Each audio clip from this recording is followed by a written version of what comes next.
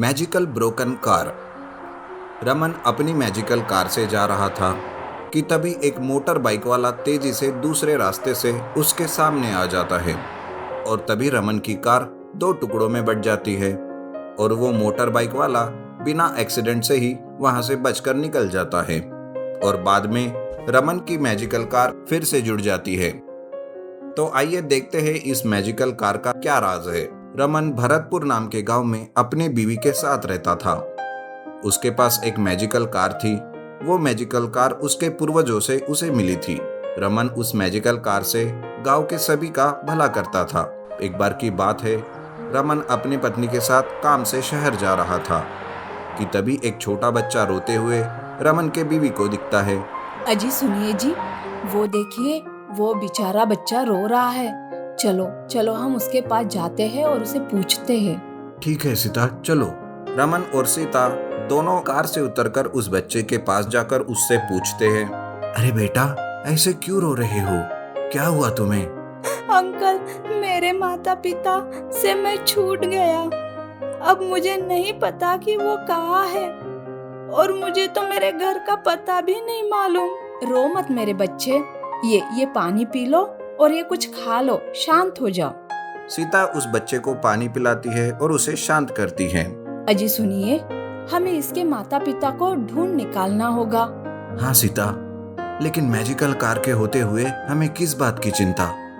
चलो बेटा, हम अपनी कार से तुम्हारे माता पिता को ढूंढते हैं। ऐसा कहकर सीता, रमन और वो बच्चा तीनों कार में बैठ जाते हैं।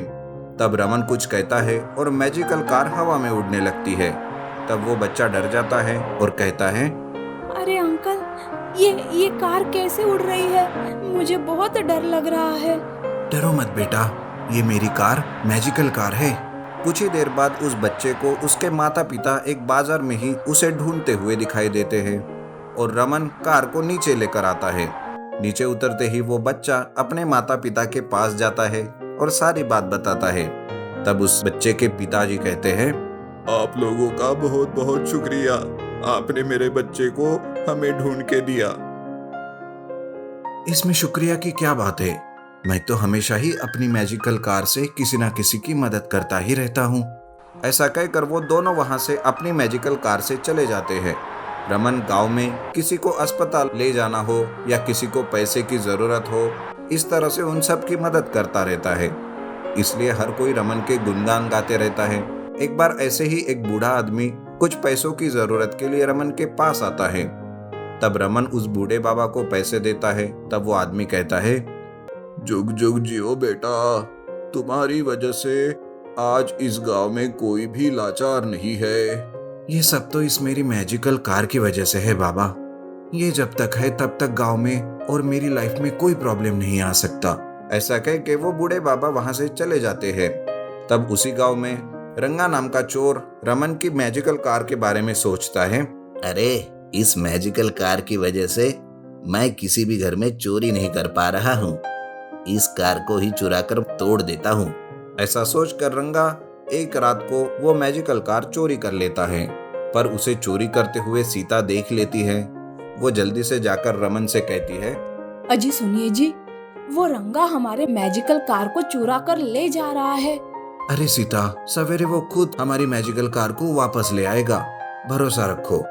रंगा उस मैजिकल कार को ले तो जाता है। तब उसे एक बड़ा सा हाथी सामने से आते दिखाई देता है और उस कार को वही रास्ते पर छोड़ देता है और सोचता है, जब इस हाथी का पैर इस कार पर पड़ेगा ना, तो ये कार टूट जाएगी, फिर मजा आएगा। ये सोचकर रंगा उस कार से नीचे उतर जाता है और साइड में खड़ा हो जाता है। कुछ ही देर में वो हाथी कार के पास आ जाता है। उस कार पर वो पैर रखने ही वाला होता है कि वो कार दो टुकड़ों में बट जाती है। वो हाथी वहां से चला जाता है और वो जाने के बाद कार फिर से जुड़ जाती है। तब रंगा चकित हो जाता है और कहता है, अरे, ये कैसा मैजिक है भाई? ऐसा तो मैंने पहली बार देखा है, लेकिन मैं हार नहीं मानूंगा। इस कार को मैं तोड़ के ही रहूंगा। ये सोचकर रंगा उस कार को रेलवे पटरी पर ले जाता है और उस कार को बीच में रख देता है। थोड़ी ही देर में ट्रेन के आने की आवाज आती है। ट्रेन तेजी से आती रहती है। रंगा सोचता है, वो हाथी धीरे से आ रहा था, इसलिए बच गई थी। अब तो ये ट्रेन तेजी से आ रही है, आप कैसे बचोगी? पर जैसे ही ट्रेन नजदीक आती है, मैजिकल कार फिर से दो टुकड़ों में बट जाती है और ट्रेन वहां से जाने के बाद फिर से जुड़ जाती है। अरे बाप रे, मैं कब से इस कार को तोड़ने की कोशिश कर रहा हूँ, लेकिन हो नहीं पा रहा। कुछ तो अलग सोचना पड़ेगा। ये सोचकर रंगा उस कार में बैठ जाता है और कार को चलाने लगता है। तभी कार की स्पीड अचानक से बढ़ जाती है और तेजी से वो भागने लगती है और हर एक सिग्नल तोड़कर आगे जाती रहती है। अरे रुक रुक मेरी माँ, रुक जा। मुझे मारने का इरादा है क्या? मैं तुझे तेरे माली के घर पहुंचा दूंगा, लेकिन रुक जा। रंगा ऐसे कहता ही रहता है कि ट्रैफिक पुलिस वाले उसका पीछा करने लगते हैं, लेकिन पुलिस को देखकर जानबूझकर कार तेजी से चलने लगती है और एक जगह पर रुक जाती है। ट्रैफिक पुलिस वाले वहां पहुंच जाते हैं और रंगा को कार से बाहर निकालकर खूब पीटने लगते हैं। आए रे मेरी माँ, अरे छोड़ो, मैंने कुछ नहीं किया। ये सब इस कार का मैजिक है, मुझे छोड़ दो। शराब पीकर कार चला रहा है कमीने, और इतनी तेजी से कार चलाएगा, लोगों को मारना चाहता है। शराब पीकर कार चलाना गैर कानूनी है, समझ में नहीं आता तुझे? ऐसा कहकर वो रंगा को और पीटते हैं और उसके पास के सारे पैसे लेकर वहां से पुलिस चली जाती है। बेचारा रंगा बेवजह पीट जाता है। वो मैजिकल कार को वापस करने की ठान लेता है, लेकिन जैसे तैसे वो कार को रमन के घर लेकर आता है। रंगा गाड़ी से बाहर निकलता है, तब उसकी हालत देखकर रमन और सीता हंसने लगते हैं। रमन कहता है, देखा सीता, मैंने क्या कहा था, लेकर आया ना वो खुद ही मैजिकल कार को घर में वापस। और रंगा तुम बताओ, तुम्हें मजा आया कि नहीं? तुम्हारी चोरियां अब इस गांव में नहीं चलेगी, समझे कि नहीं? रंगा आज के बाद कभी चोरी नहीं करूंगा ऐसा कहकर वो गांव छोड़कर चला जाता है और रमन फिर से अपनी मैजिकल और ब्रोकन कार के साथ हंसी खुशी से रहने लगता है। जायंट ओनियन ट्रैक्टर कार चोर। बीसपुर नाम के गांव में शालिक नाम का एक किसान रहता था। वो अपने खेत में हमेशा ही प्याज की फसल लेता था। इस साल भी उसने प्याज की फसल ज्यादा मात्रा में ली और उसे लेकर वो बाजार में बेचने गया। बाजार का खरीदार उसे देखकर कहता है, अरे ये क्या भाई, ये ओनियन है या उसके बच्चे? इतना छोटा साइज कैसे बिकेगा? मैं इसके ज्यादा पैसे नहीं देने वाला। अरे भाई, आप साइज मत देखो, जरा क्वालिटी तो देखो। अरे क्वालिटी का क्या मैं अचार डालूं? ऐसे छोटे प्याज लोग नहीं खरीदते भाई।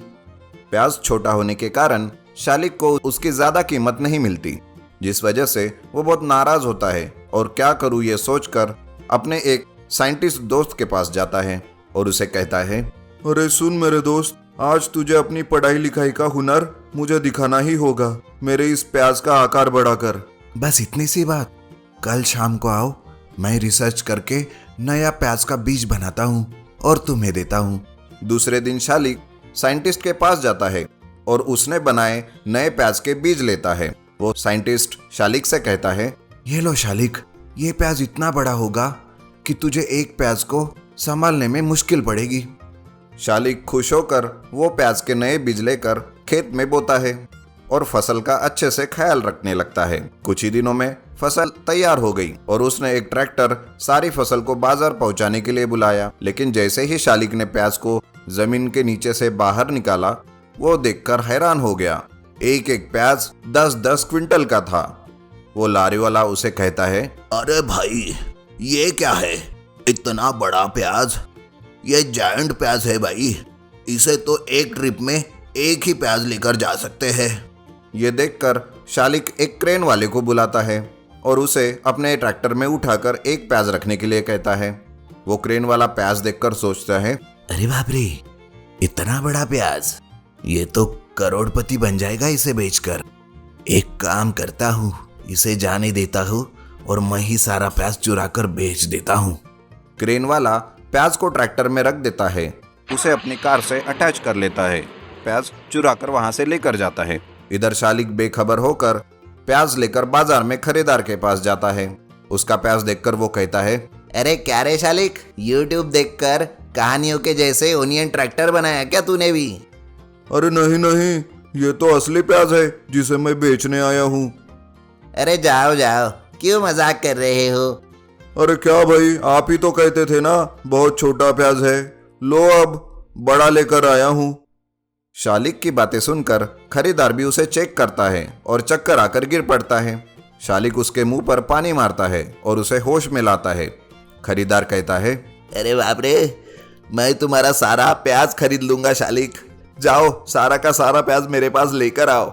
शालिक वापस अपने खेत में बाकी के प्याज लेने जाता है तो उसे एक भी प्याज नहीं दिखता। वो परेशान होता है कि आखिर उसका प्याज कहाँ गया। तभी बाजू के खेत का किसान उसे कहता है, अरे शालिक, तुम्हारा सारा प्याज उस क्रेन वाले ने चुरा लिया है। जाओ जल्दी से उसे ढूंढ लो। शालिक यह सुनते ही जल्दी से अपने ट्रैक्टर से उसके घर जाता है और उसे पकड़कर उसकी खूब पिटाई करता है। क्रेन वाला सारे प्याज कहाँ छुपाया सब बता देता है।